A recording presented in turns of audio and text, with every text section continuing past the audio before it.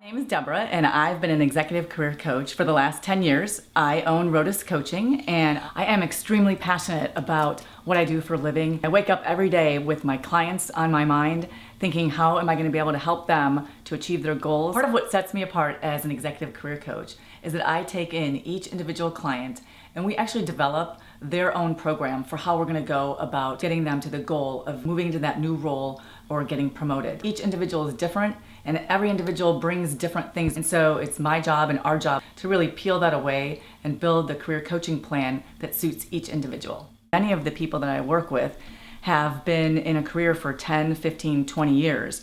And the landscape of looking for a new position is completely different than what it was even 5 years ago. People come to me and say, I haven't done a resume, or I've never done a resume. I don't even know how to put one together. If you've been in a position where you haven't had to do that for so long, you honestly have no idea where to even begin. So a lot of times that's where we'll start, just sitting down and building out a strategy and look at this as something that they would actually be doing at work. Is how do you build this up? How do you map out your weeks? And then how do you do those steps? And then the accountability piece. Somebody's going to call them and that they have someone to report to and make sure that they achieve their goals every day and every week.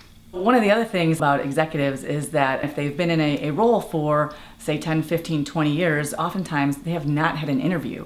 And although interviewing may seem like a very simple thing to do, when you're nervous and you haven't done it for a long period of time, it is very challenging. So I help executives by doing mock interviews and going through what are behavioral event interview questions, and then literally having them write down those answers and practicing them out loud and making sure that you don't, whether it's ramble on or say negative things about your current employer, practicing before you're in there and being able to recall what you practiced during those interviews is key to having a successful interview and then to getting hired.